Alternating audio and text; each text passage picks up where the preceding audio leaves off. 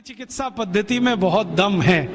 इसके दम के कुछ उदाहरण बताता हूं। जो भगवान राम के भाई लक्ष्मण बेहोश हो गए और सुषेण ने जब नाड़ी देखी, ये तो गया, अब बचने की कोई संभावना नहीं, तब हनुमान जी को कहा जाके लाओ जल्दी से, मैं कुछ देर तो जीवन बचा सकता हूं, बाकी आगे की गारंटी नहीं है। हनुमान जी गए, संजीवनी बूटी लेके आए और सुषेण ने संजीवनी सूंघाई, खिलाई नहीं, सूंघाई, और लक्ष्मण जीवित हो गए। तो कोई तो है दम भाई, ऐसा तो नहीं है सूंघने मात्र से वो जीवित हो गए।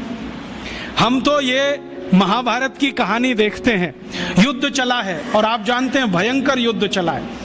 भारत के पिछले हजारों साल के इतिहास में सबसे भयंकर युद्ध हुआ है तो महाभारत का युद्ध हुआ है, जिसमें थोड़े बहुत नहीं लाखों लोग मारे गए।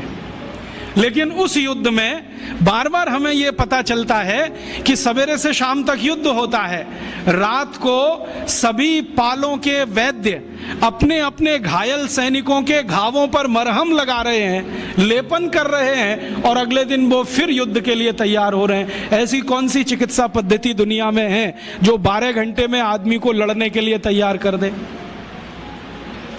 और महाभारत की ऐसी एक नहीं सैकड़ों कहानियां, उसमें से तो एक कहानी मैं बताता हूं। कौरवों की कहानी जानते हो? 100 थे, एक माता के 100 पुत्र कैसे हो गए?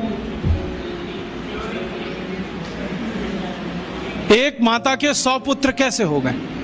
और अद्भुत बात जो समझने की है, वो 100 के 100 सभी पुत्र एक जैसे, ऊंचाई में एक जैसे, चौड़ाई में एक जैसे, लंबाई सबकी बराबर, हाथों की लंबाई बराबर, शरीर सबका एक जैसा, चेहरा सबका एक जैसा।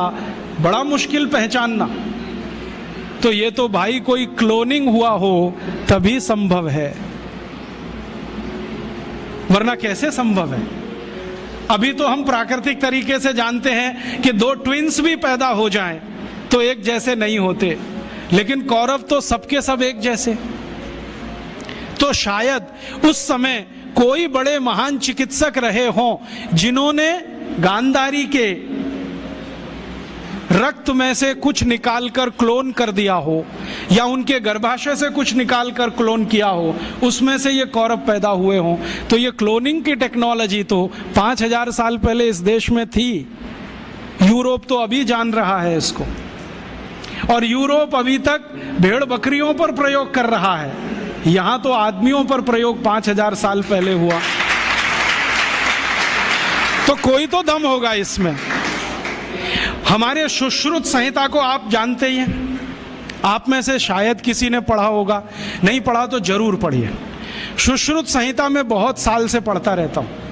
हालांकि मेरा विषय तो इलेक्ट्रॉनिक्स है, लेकिन मुझे इसमें इंटरेस्ट है। जब जब मैं सुश्रुत संहिता पढ़ता हूं, माइक्रो लेवल पे जब जाओ तो इतने तरह के उपकरणों के वर्णन उसमें है, इतने तरह के उपकरणों के वर्णन है सर्जरी करने के लिए, क्या आश्चर्य होता है। अगर सुश्रुत संहिता से एक एक उपकरण को निकालकर लिस्ट बना दी जाए तो आज के आधुनिक सर्जरी में जितने उपकरण हैं उससे कम नहीं है। और उन उपकरणों को बनाने के लिए जो इस्तेमाल होने वाला मेटल है, फौलाद कहिए, वो सिर्फ आयरन नहीं है, ऐसा मेटल इस्तेमाल है जिसमें 7 धातुएं हैं ताकि उसमें जंग न लगे। और आज के जितने भी अच्छे से अच्छे सर्जरी के उपकरण भारत में हैं, सभी में जंग लगती है, लेकिन सुश्रुत के उपकरणों में जंग नहीं है। तो इतने तरह के उपकरण उस जमाने में बनते थे। सुश्रुत का समय तो कोई आज का नहीं है, कम से कम 3500 साल का है। उस समय अगर ऐसे उपकरण बनते थे तो कोई तो दम होगा इस देश की चिकित्सा व्यवस्था में, ऐसे तो नहीं है।